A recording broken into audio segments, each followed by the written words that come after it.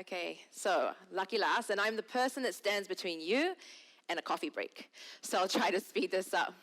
All right, good morning, everyone. My name is Malisse, and I'm the Chief Strategy Officer for the Academy for Corporate Entrepreneurship, which is a mouthful to say, so you can just call us AfCE for short. We're actually a German-based innovation agency. I live in KL, so I flew in from Malaysia, and we're an agency that focuses on designing and implementing entrepreneurship programs, but taking more of a mentorship-based approach. So in the next 20 minutes, I'm going to be touching on developing entrepreneurs to create a culture of innovation. But I first want to start with this picture. So who here in this room knows what this is? So you can shout out the answers. Yep, I can hear it. So it's a Segway. Now, was this a good or a bad idea? Right? So the idea behind the Segway, this was supposed to revolutionize the way that we traveled. But who here goes to work or came here today on a Segway? Right? Okay, and so although the Segway in itself, it's a fantastic technology, environmentally friendly, etc., but it was a little bit ahead of its time, right? So there was no real market to adopt it. And so a common mistake that a lot of corporate startups and entrepreneurs make is thinking that innovation equals to invention. And so there are a lot of fantastic technologies out there. There are a lot of fantastic inventions. But if you're not actually validating a business model around that, so the commercialization part, you're not really creating an impact and you're not creating innovation. And so the Segway is an example of that.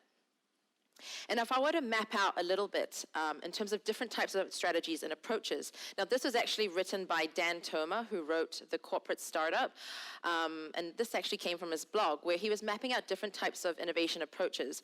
But if you're an organization that really has a priority or really cares about building this culture of innovation, then entrepreneurship is one of the approaches to be able to achieve that.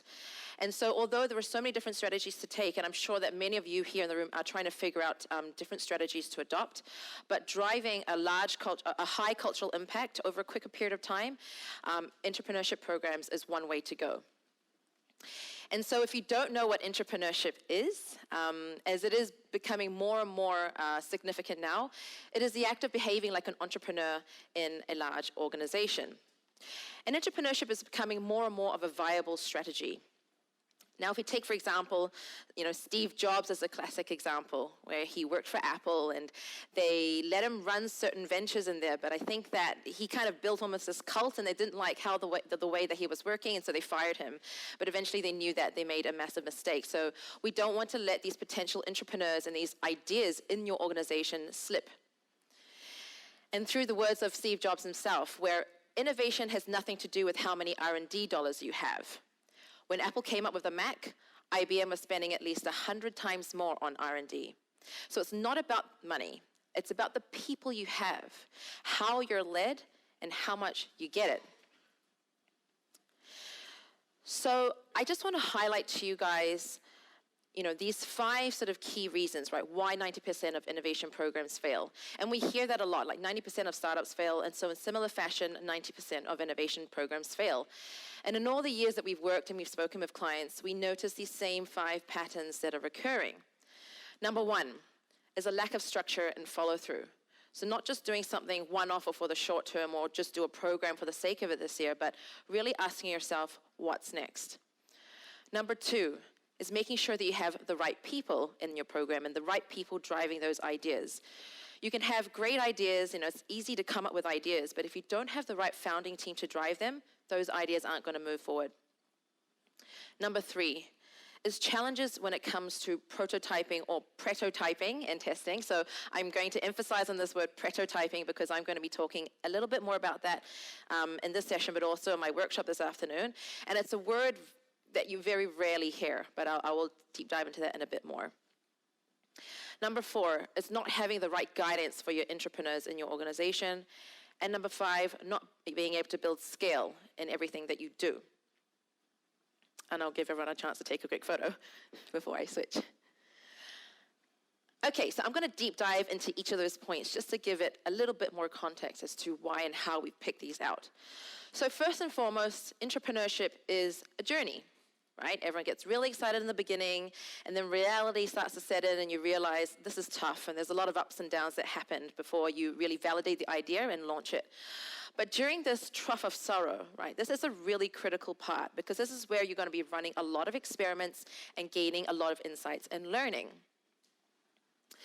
And so this is how we've structured innovation at AfCE, and you can see it kind of like a funnel or a wave. I mean, we have a surfer analogy, so I guess the wave works. And we have divided it into 4 key phases. So the first phase being ideation, which focuses on identifying disruptive ideas. And how can you mine for the right ideas to invest in before you move forward in your innovation program? The second phase is discovery. So making sure that you're asking yourself, is there a big enough problem to solve? The third is incubation, and this is where you're actually prototyping and you're building out your solution. And so really it's that product market fit and testing with real customers and getting your first customers before you move into launch and you start to scale. Now what we see happen very often is that corporate startups and entrepreneurs, we get really excited here at ideation. And very often when we get excited, we give them $500,000 and they get catapulted into the incubation phase prematurely. And so you're spending a lot of time and money actually developing and building the solution before you're actually going through this discovery phase, right? So this is where prototyping comes in a lot, and making sure that you're building the right it before you build it right. And at the same time, the ideation and discovery phase is very critical. It's a very critical phase to start developing your intrapreneurs. Now what happens is that a lot of ideas, they get catapulted into incubation, but then you realize that there's no market adoption because you haven't tested enough. So what happens is those ideas will roll back down into this valley of death, which is a little shark there, and it gets eaten alive or left there to die. So kind of a little bit like that Segway example. And if I were to map it out in a bit more detail, this is kind of how we see the whole innovation process, right? So this is how we build our stage gates. And within these 8 stage gates, from idea, identifying your team and the idea, to launch, there are 37 critical steps that you need to take in order to get here. So we've actually developed what is called an innovation journey assessment. It's a self-assessment that anyone here can take. And in fact, I'm going to be running through that in my workshop this afternoon. So those who attend my workshop, so shameless plug, you'll be able to actually do the assessment yourself and walk away with your own blueprint. Now, what you're assessing is really how strong is your existing infrastructure. Right, so identifying what you're doing well in your program or in your strategy and where your gaps are, and then trying to find solutions and how to plug in those gaps. But at the same time, you can use this framework as a way to guide you how to design your own innovation framework. And you can almost see this as a way to guide how you might want to fund your innovation projects, right? So splitting up your funding across these stage gates. The second point is making sure that you have the right people in the program. And I think this was touched on before, and the gentleman in the audience mentioned this before. So how do we identify entrepreneurs in your organization? Now, if we look firstly at the profile of an intrapreneur, Myers-Briggs, right? Everyone's familiar with Myers-Briggs. The ENTJ Commander personality profile is that of a CEO or a leader. And that's very similar to successful entrepreneurs and intrapreneurs. And so one of the cheapest and fastest things you can actually do is to de-risk your ventures from the get-go is making sure that you're taking steps to identify the right entrepreneurs to drive your ideas.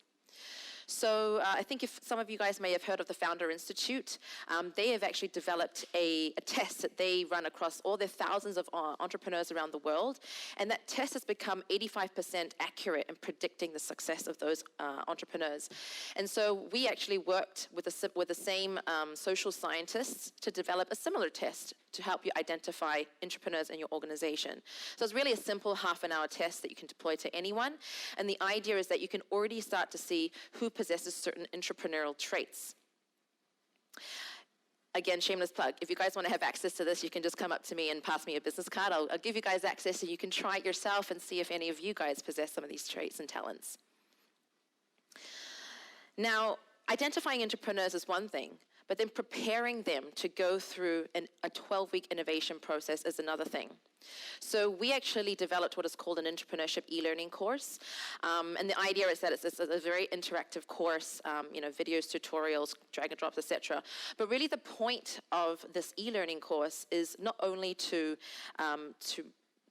sorry, the girl was distracting me, is not only to prepare and to educate your employees, but it's also to make sure that they have a similar mindset and a common language before they go into an innovation journey.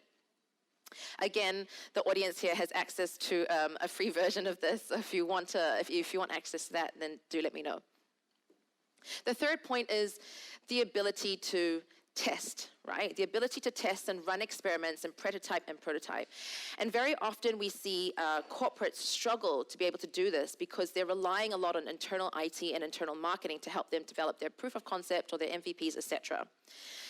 Now, bear in mind that your IT and marketing guys, they have their day jobs and their KPIs to fulfill. So whatever is coming in from the innovation team, this is not going to be prioritized.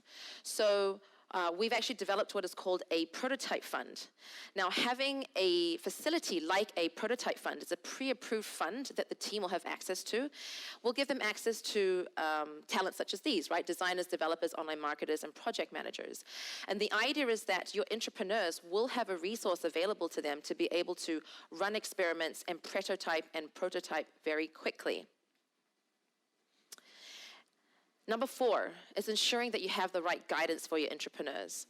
So again, similarly, corporates may rely on internal mentors a lot of the time, which typically may be senior management.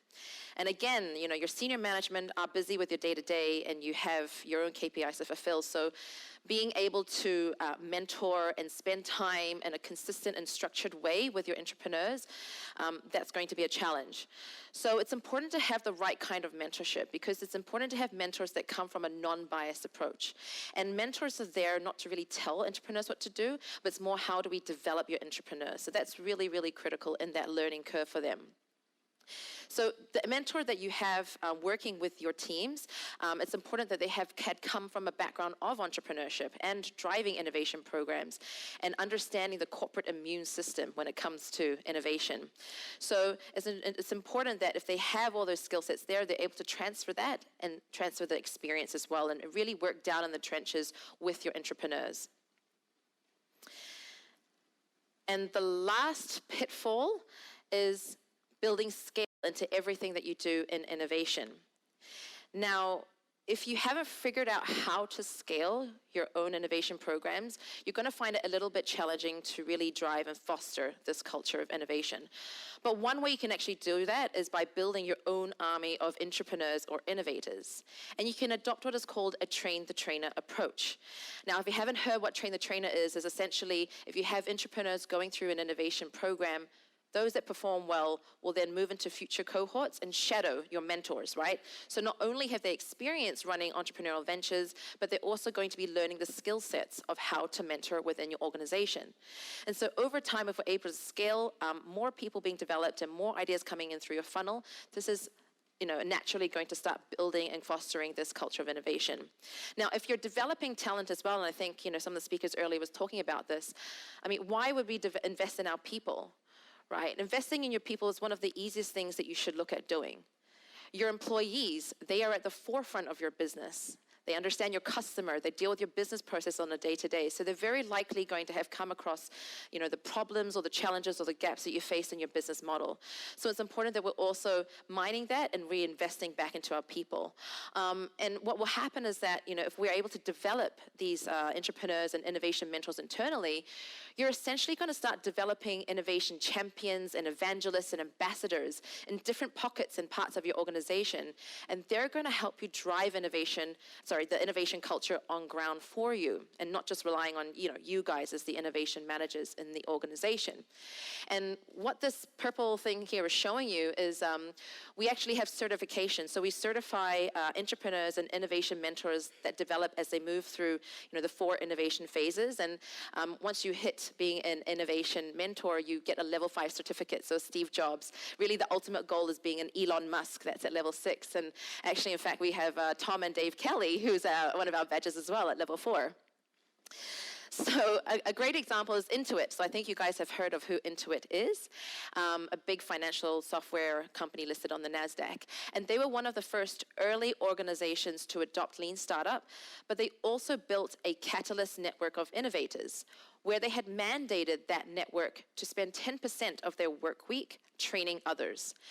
And what happened is that over time, this ingrained into the day-to-day working culture and affected their bottom line, and affected their bottom line in a way that their stock prices increased, which is an exact, this is an exact snapshot of their stock price increasing some years ago. And Bayer is a great example. We had some Bayer people in the room here today, so we do work very closely with Bayer. But they're a great example of an organization who is serious about innovation. And Bayer was looking at how they can scale innovation faster and cheaper, but across geographies and across languages as well. And so we're working with Bayer, and we're launching now what is called the Kickbox program. So AfCE, we have our own version of the Kickbox program. And we've launched about 300 plus Kickboxes, or they call it the Catalyst Box, over the last year. And what's happened is that the Kickbox has acted a little bit as a feeder into this funnel, if we go back to this, right? So feeding into the funnel of ideation, and now we're seeing, stronger and the better ideas to be selected and moving through this innovation funnel. And so increasing that conversion rate of ideas to move through that funnel. So this afternoon, I'll be running a workshop together with Julia Hitzbleck from Bayer herself, and she'll be sharing a little bit more about the stories and what they're achieving there at Bayer. So if you'd like to find out more about how they go about doing that, do come along to the session this afternoon. But basically, in summary, if we look again at the 5 pitfalls, right? So structure, people, testing, guidance, and scalability. If we're working towards avoiding these pitfalls, then you're on your way to de-risking your ventures very early on in the process and increasing the success rate and the ROI of your innovation program and the conversion rates of your idea moving through this funnel. So just sort of to end off, remember that culture is not something that's built overnight. It's not just sort of running short-term things here and there. It's really a process that's ongoing, right? And if you're able to build a very strong, supported innovation program to develop your entrepreneurs, your intrapreneurs, and give them that rich, real experience, then what will happen is that you're going to be able to foster organically this culture of innovation over time. And I will leave it with that. And thank you very much. Look forward to meeting you guys the rest of today. Thank you. Thank you.